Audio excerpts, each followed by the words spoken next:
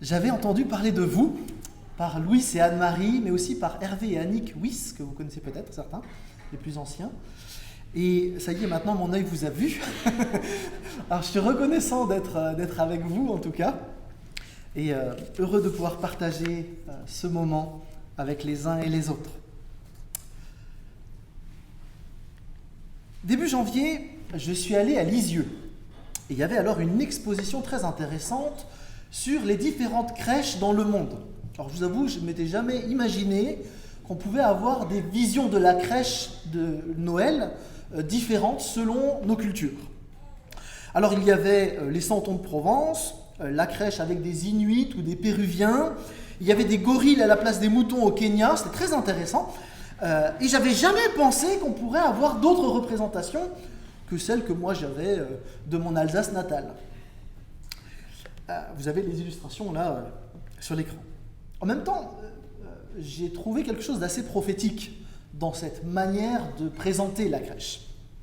Parce que Christ étant le Seigneur de toutes les nations, il y a quelque chose de beau dans ces différentes représentations. Et un jour, toutes les nations, elles auront à comparaître devant Christ. Simplement, Christ ne sera pas là comme un bébé, mais Christ en gloire. Tout genou fléchira, et c'est un motif de joie pour nous tous. Nous serons ensemble devant notre Seigneur. La Bible, elle lève un petit peu le voile sur cette réalité à venir, au travers d'un livre notamment qui veut dire dévoilement, Apocalypse. On a parfois peur quand on entend ce mot de l'Apocalypse, on imagine une grosse catastrophe, des bombes, Pas du tout. Dans la Bible, Apocalypse, ça veut dire lever de rideau, pour qu'on puisse voir un petit peu ce qu'il y a derrière. Et c'est dans ce livre que ce matin, j'aimerais vous emmener avec moi pour lire, méditer un texte qui nous interpelle sur ce que nous avons à faire avant le retour du Seigneur, en tant qu'Église, en tant que chrétiens. Et donc je vous propose d'ouvrir nos Bibles dans Apocalypse au chapitre 1er. Et juste avant de le lire, j'aimerais encore vous rassurer, ce n'est pas un livre qui fait peur. C'est vrai, l'Apocalypse a été écrit dans un style un peu particulier.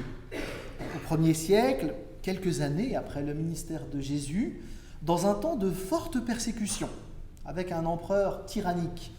Est-ce qu'il s'agissait de Néron ou de Domitien ? C'est très discuté, peu importe. Mais Jean a été inspiré par le Saint-Esprit, précisément pour encourager les chrétiens en attendant le retour du Seigneur. Et le message de tout l'Apocalypse est très simple. Jésus-Christ, le roi des rois, vient, tenez-vous prêts. Rien d'effrayant, du coup. Dans tout le livre, Jean rappelle aux chrétiens quelle est leur espérance et quelle est leur responsabilité dans ce temps qui est compris entre le moment où Jésus est monté à la droite du Père et le temps où il va revenir, le temps où nous sommes. Alors je vous propose maintenant de lire Apocalypse 1, les versets 9 à 20. Moi, Jean, votre frère, qui partage avec vous la détresse, le royaume et la persévérance dans l'union avec Jésus, j'étais dans l'île de Patmos parce que j'avais proclamé la parole de Dieu et le témoignage rendu par Jésus. Le jour du Seigneur, l'Esprit de Dieu se saisit de moi. Et j'entendis derrière moi une voix forte, pareille au son d'une trompette. Elle disait « Inscris dans un livre ce que tu vois et envoie-le à ces 7 églises, Éphèse, Smyrne, Pergame, Thyatire, Sardes, Philadelphie et Laodicée. » Je me retournai pour découvrir quelle était cette voix. Et l'ayant fait, voici ce que je vis. Il y avait 7 chandeliers d'or, et au milieu des chandeliers, quelqu'un qui ressemblait à un homme. Il portait une longue tunique, et une ceinture d'or lui entourait la poitrine. Sa tête et ses cheveux étaient blancs comme de la laine blanche, oui, comme la neige. Ses yeux étaient comme une flamme ardente, et ses pieds étincelaient comme du bronze incandescent au sortir du creuset.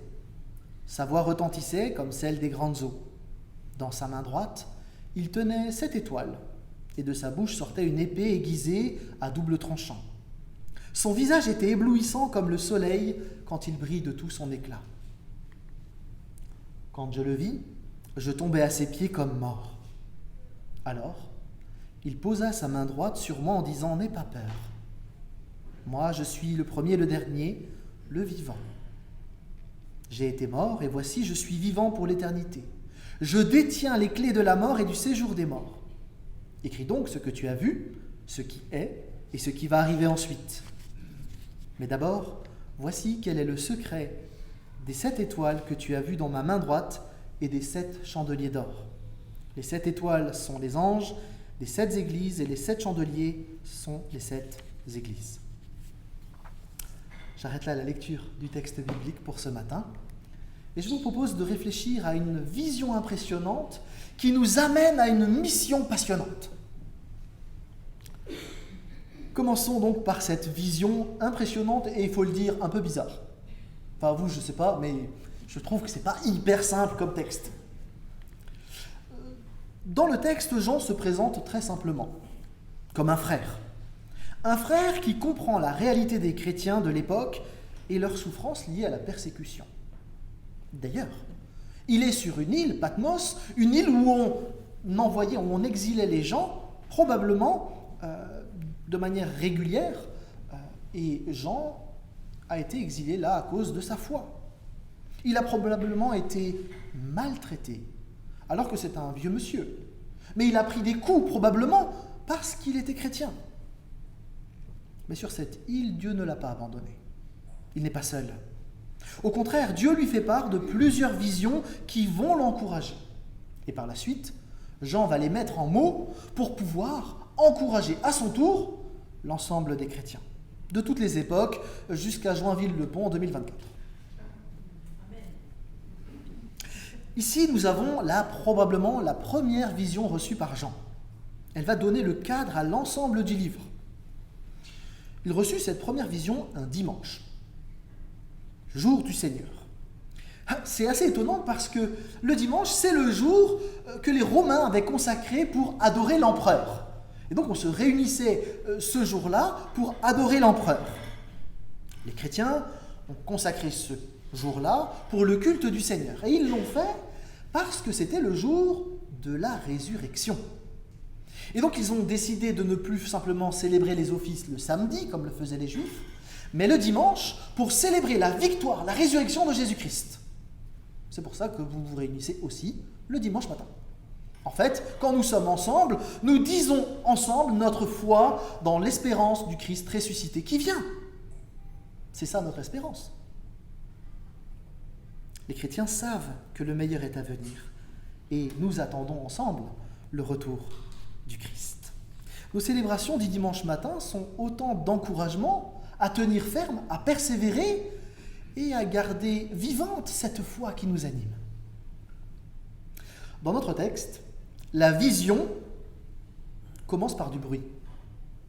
C'est bizarre, non ? Normalement, une vision, c'est par les yeux que ça se passe. Mais là, la vision, elle commence par du bruit. Étrange. Jean entend une voix très forte, nous dit le texte. C'était une voix céleste. L'équivalent le plus proche sur notre terre que Jean pouvait suggérer était le son d'une trompette. Alors, c'est pas sans rappeler les convocations d'Israël. Vous savez, il y avait ces grands coups de chauffard, là, la trompe un peu bizarroïde, en corne de bouc ou de bélier, là, hein. Puis on soufflait dedans et tout Israël se rassemblait parce que le Seigneur avait quelque chose à dire. Donc il y a ce grand bruit, et Jean, saisi par l'Esprit, se retourne pour voir qui parle. Et donc on s'attend à voir quelqu'un, et en fait il voit des chandeliers. Oh, vraiment, c'est bizarre comme texte, hein. Une vision, on entend, bref, bizarre. Et là, Jean voit non pas simplement un chandelier, mais 7 chandeliers. Probablement identiques aux candélabres qu'on trouvait dans un endroit très précis dans l'Israël d'autrefois. Une idée ? Dans les temples. Mais dans le temple, on n'en avait qu'un seul. Là, on en a 7. Vraiment étrange. En fait, l'allusion aux chandeliers de l'Ancien Testament se combine avec une réalité contemporaine de Jean. Près d'Éphèse, des archéologues ont mis à jour d'immenses porte-lampes utilisées sans doute dans le culte impérial. Lors des cérémonies de ce culte, on devait les disposer en rond autour d'une représentation de l'empereur. Ici, il s'agit de 7 candélabres portant chacun une lampe et entourant en cercle ou en demi-cercle leur Seigneur. On a donc une vision ici qui présente un culte non pas rendu à l'empereur, mais à Jésus-Christ. Le texte biblique le dit clairement, les chandeliers sont les églises, et les chandeliers brillent pour éclairer Christ. C'est lui le centre, pas l'empereur. Ce n'est pas très étonnant parce que le but de l'Église, quel est-il ? C'est d'honorer Christ. Ici, nous avons 7 chandeliers pour 7 églises locales à qui Jean va devoir écrire. Puisque ces 7 lettres aux églises qui vont suivre dans les chapitres 2 et 3 que vous pouvez lire chez vous, ces 7 lettres ont toujours voyagé groupées. Et en plus, ces 7 églises, 7 c'est le symbole de la totalité, il semble que ces 7 chandeliers en fait représentent bien des églises locales, mais aussi une seule réalité, la réalité de l'église une, l'église globale. L'église de tous les temps, et une église avec des églises locales qui sont donc les destinataires de cette vision. Cette vision nous présente donc les églises, notre église, l'ensemble de l'église une, qui rend un culte à Jésus-Christ. Par 2 fois déjà, avec la mention du dimanche et la mention du chandelier, nous avons une opposition entre le culte rendu à l'empereur et le culte rendu à Jésus-Christ. L'Église adore Jésus-Christ et pas l'empereur de ce monde. Et on peut déjà, peut-être ici, se poser une question. Alors que nous n'avons plus d'empereur, est-ce qu'il n'y a pas parfois une tentation d'adorer autre chose que Christ ? L'Église est en tout cas décrite comme un chandelier. Ce n'est pas simplement un objet de décoration, un chandelier. Il a une certaine utilité. Ce n'est pas hyper compliqué. Ça brille, un chandelier. C'est un support à la lumière. Et quand Jean choisit l'image du chandelier, eh bien, il fait certainement le lien entre la lumière diffusée par un chandelier et la mission de l'Église qui est de briller dans le monde. Rappelez-vous ce que Jésus a dit. Vous êtes sel et lumière. Il y a là un lien évident. Et il va falloir qu'on réfléchisse à ce lien-là. La personne qui se trouve au milieu des chandeliers est habillée d'une manière un peu spéciale. La Bible donne assez peu de descriptions vestimentaires. Vous pouvez regarder dans vos Bibles, vous n'allez pas en trouver beaucoup. Et les étudiants qui m'ont en cours savent que si on a un détail dans le texte, c'est parce que l'auteur veut dire quelque chose. On n'a pas de papier à perdre à l'époque. Donc si on écrit quelque chose, c'est que ça a du sens. Eh bien, la description de cette personne, elle représente, c'est la même description que le grand sacrificateur autrefois. Donc, au milieu des chandeliers, on a quelqu'un qui fait le travail du grand sacrificateur et qui fait tout pour que le feu brûle bien, que ça brille. Dit autrement, ce personnage veut que les églises brillent dans le monde. Et cet être, assez facile, c'est Jésus-Christ. Je vous le prouve. Jean tombe à ses pieds. Il dit « N'aie pas peur », comme dans tous les évangiles, c'est la phrase que Jésus donne à ses disciples. Il dit « Je suis le premier et le dernier ». Il dit qu'il est vivant alors qu'il est passé par la mort et qu'il est vivant pour l'éternité. Bon, il n'y a pas grand monde qui peut dire ça. Donc on est bien avec Jésus. Et vous voyez là, la vision, on commence à mieux la comprendre. On a Jésus sous les traits d'un grand prêtre qui est en train de tout faire pour que le feu de l'Église, le témoignage de l'Église, brille davantage. L'idée de mettre Jésus sous les traits d'un grand sacrificateur, ce n'est pas une invention de Jean. Vous lisez l'épître aux Hébreux, vous allez retrouver la même chose. Du coup, ce texte, il nous invite à considérer la responsabilité individuelle de chaque Église qui doit porter son témoignage à son Seigneur, la lampe étant un symbole naturel du témoignage. Et on va devoir y revenir à cette question du témoignage. Mais l'essentiel de cette vision concerne d'abord Jésus-Christ. Alors, Jean ne veut pas nous donner une photo de Jésus. Ce serait une photo franchement étrange et bizarre. La description, elle est composée de 7 éléments.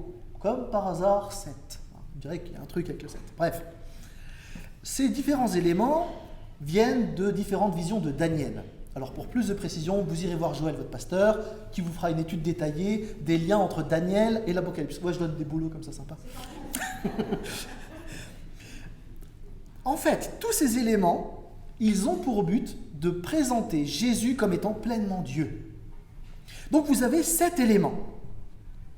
La tête, les cheveux blancs, les yeux comme un feu flamboyant, des pieds qui ressemblent à du bronze incandescent, la voix comme le bruit de grandes eaux, la main droite avec 7 étoiles, la bouche d'où sort une épée à 2 tranchants et le visage comme le soleil. Et là vous me dites, mais c'est quoi le lien avec Dieu ? Eh bien en fait, ce sont des manières symboliques de représenter des attributs divins. La tête, les cheveux blancs, ça dit quelque chose de l'éternité de la personne. Les yeux qui voient tout flamboyant, enfin comme un feu flamboyant, ça dit quelque chose de l'omniscience. Les pieds solides, eh bien, représentent quelque chose de la stabilité. La voix comme le bruit des grandes eaux dit quelque chose de la puissance. Vous avez ensuite la main droite qui soutient les églises dit quelque chose de sa souveraineté, de sa garde. Vous avez ensuite quelque chose qui concerne le jugement, et puis ensuite sa gloire absolue. Vous avez là un texte qui décrit Jésus, grand sacrificateur, qui est à la fois comme un homme, mais en même temps pleinement Dieu. Vous avez en plus ce texte qui a été écrit d'une manière un peu particulière.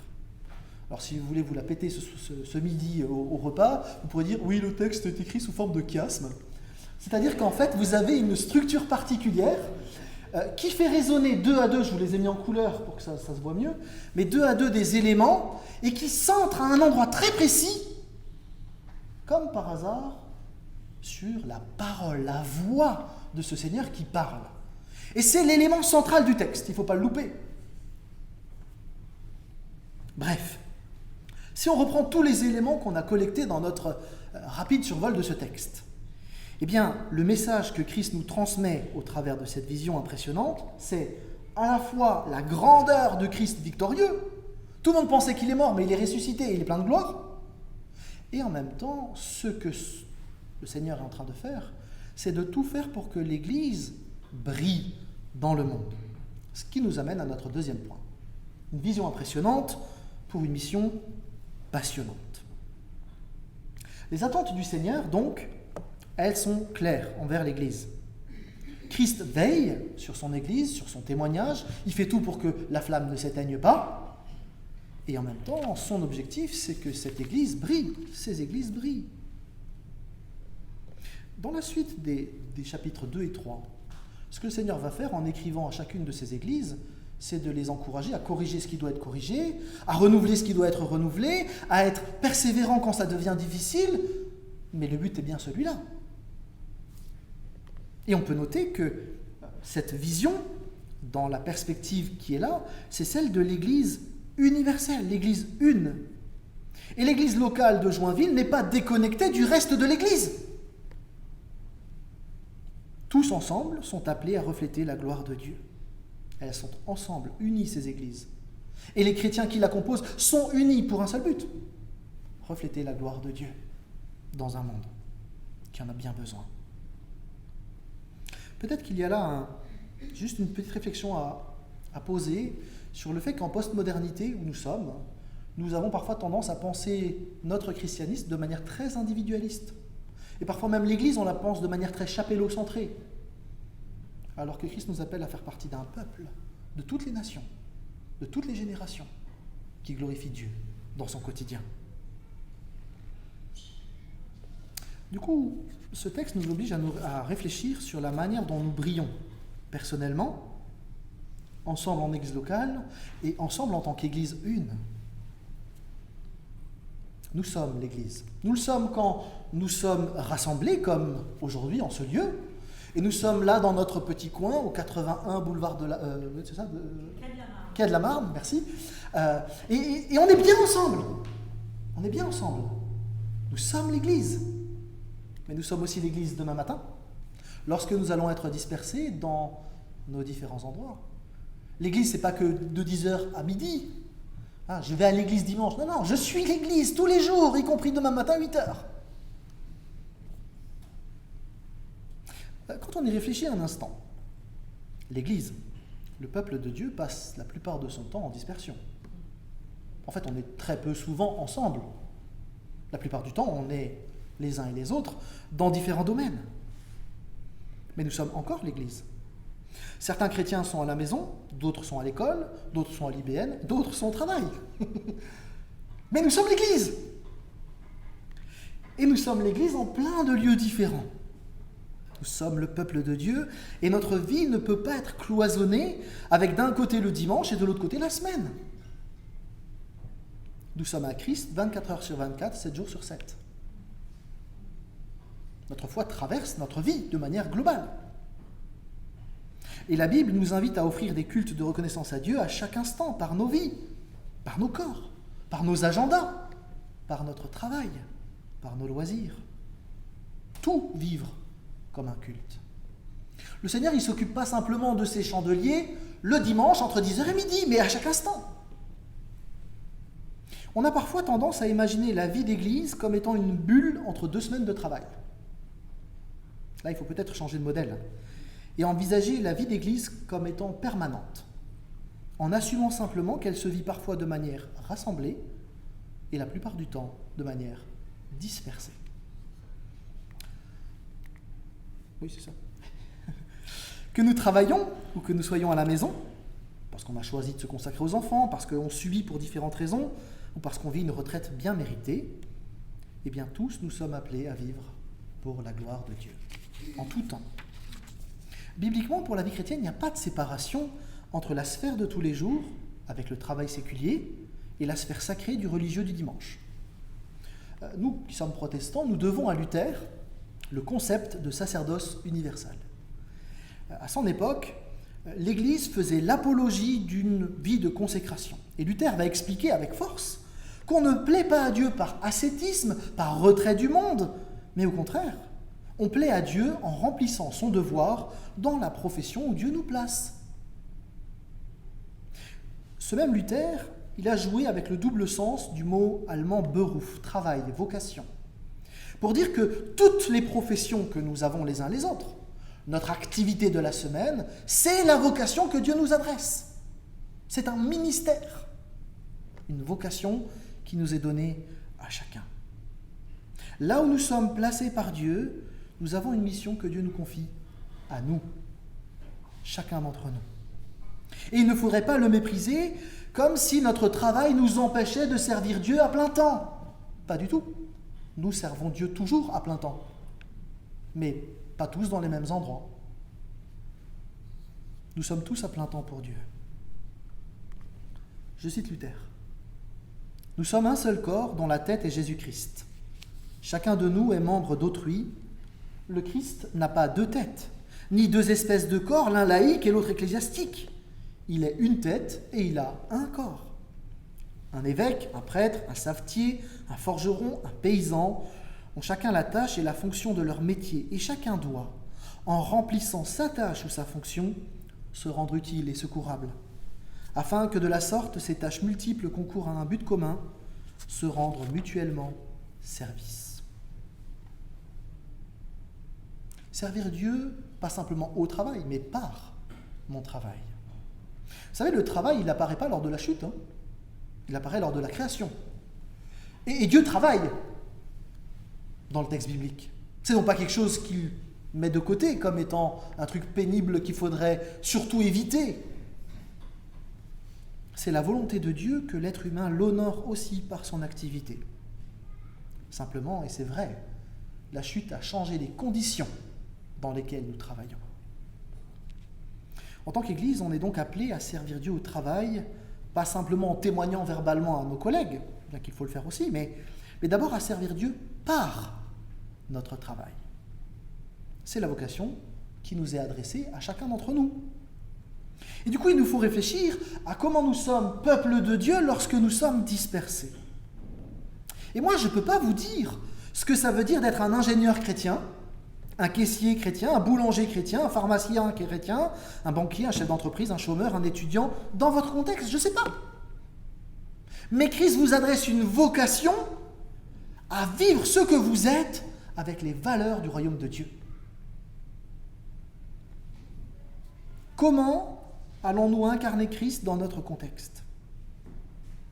Et là, il s'agit de penser son action, de penser son travail comme une vocation.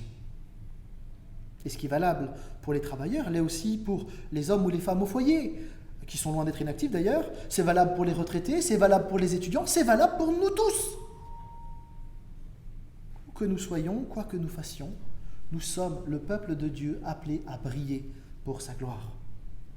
Et du coup, j'aimerais vous poser quelques questions. Pourquoi? Pour qui travaillons-nous? Pourquoi? Pour qui vivons-nous? Qu'est-ce qui est au cœur de nos motivations lorsque demain matin, il va falloir se lever pour vivre notre quotidien? La question du sens de notre présence dans la société, dans l'entreprise, elle est importante. Et il nous faut réaliser que Dieu nous attend là.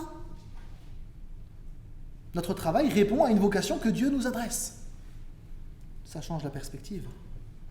Du coup, vivre le travail, ça ne se résume pas simplement à travailler honnêtement la semaine, ramasser notre rémunération pour pouvoir mettre la dîme le dimanche.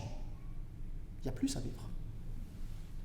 Je suis appelé à être témoin de Dieu à chaque instant.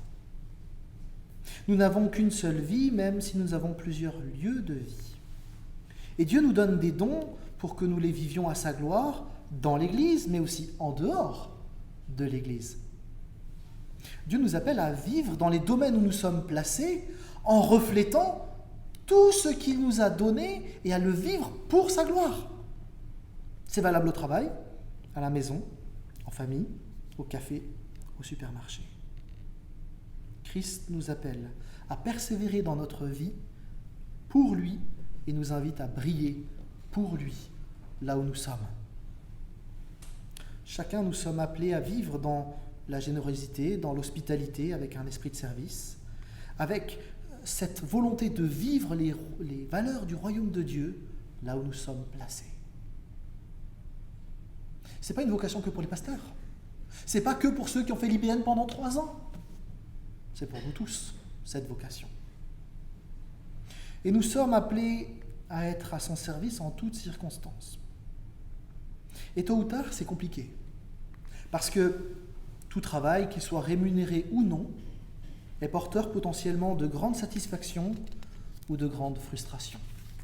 Et je suis certain que vous le vivez comme je peux le vivre aussi. Il y a plein de difficultés qui peuvent surgir. Il peut y avoir des conflits. On est parfois obligé de coopérer avec des personnes qu'on n'a pas choisies, avec qui on doit interagir tous les jours. Il y a des situations même d'harcèlement moral. Il y a parfois des supérieurs hiérarchiques durs, dévalorisants, qui exigent plus et tout et encore, sans laisser de répit à leurs subordonnés. Il y a parfois ces collègues qui prennent quelqu'un pour une tête de turc, ou qui l'isolent parce qu'il est différent. On peut parler aussi des clients qui ne respectent pas les travailleurs, qui les traitent comme des esclaves. Puis, il y a ces collègues, vous savez, qui font semblant de travailler et qui récoltent la gloire. Ça vous parle?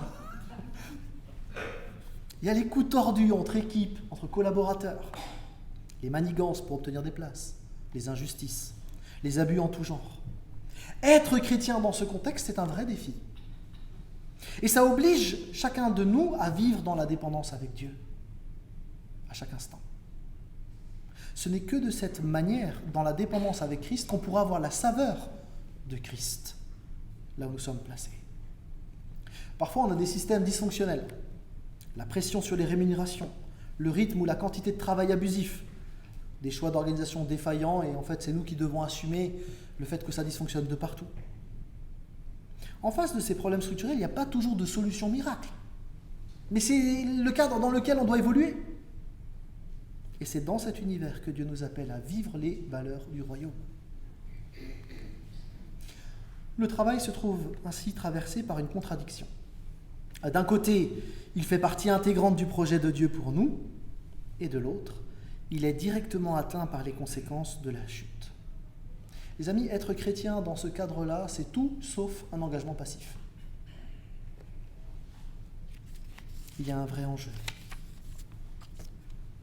Le lieu de travail, le foyer, l'école, la maison de retraite, ça peut être un lieu d'épanouissement, mais ça peut aussi être un lieu de stress, de pression. On peut s'y sentir bien ou sentir tout le poids du péché du monde. Et heureusement, parfois ça bouge. Christ le sait. Il connaît exactement ce que nous vivons les uns et les autres dans notre réalité quotidienne. Il sait pourquoi vous allez vous lever demain matin à 8h. Il voit ça. Et il est là, au milieu de son Église, qui vit ce qu'elle vit. Pas simplement le dimanche matin, mais à chaque instant de nos vies. Il est là. Et il veut nous encourager à persévérer. Alors comment vivre en chrétien dans ces contextes? Il me semble que d'abord, on peut prier.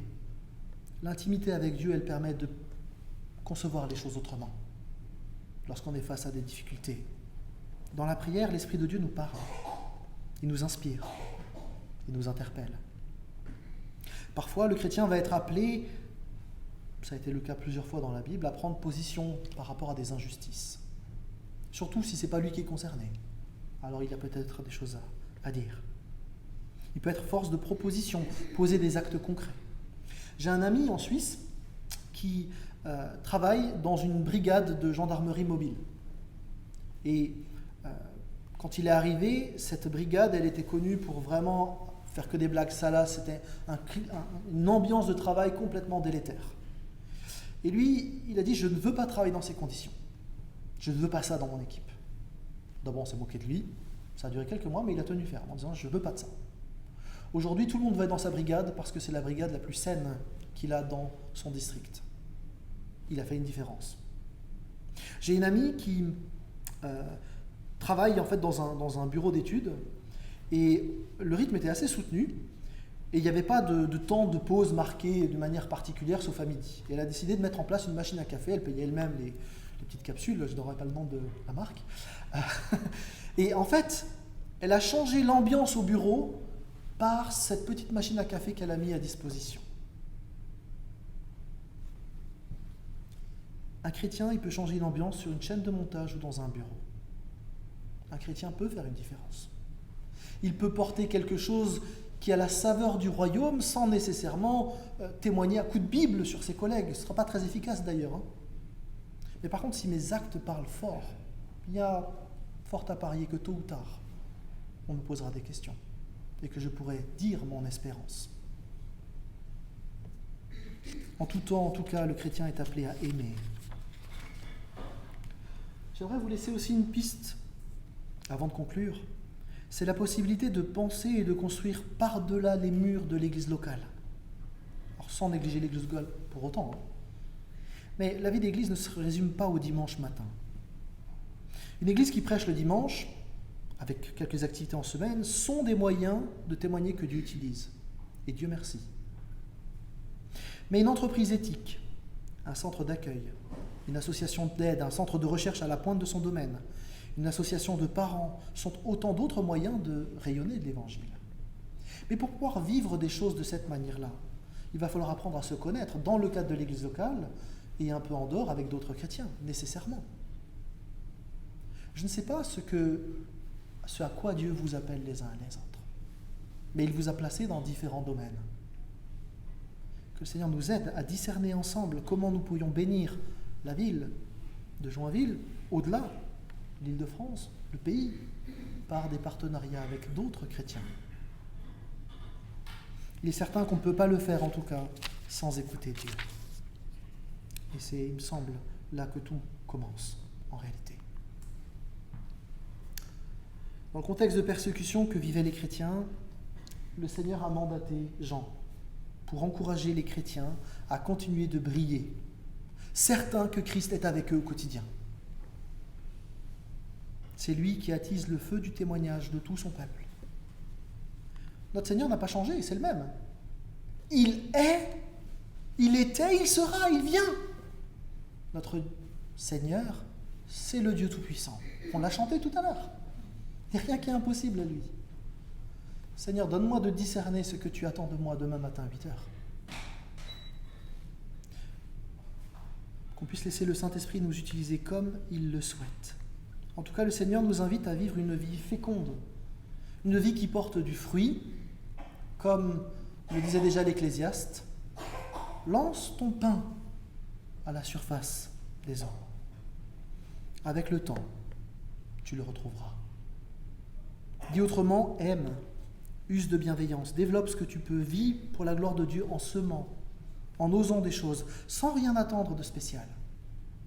juste en vivant d'une manière qui honore Dieu. Certains diraient que c'est du gâchis de jeter du pain, qu'il vaut mieux tout stocker dans l'église ou dans son grenier. Mais il semble que Dieu vise autre chose en nous appelant à aimer notre prochain. Il s'en servira pour rendre ça fécond. J'aimerais terminer avec une petite histoire. On raconte que le grand Tchaïkovski avait un concert qui était organisé à Vienne.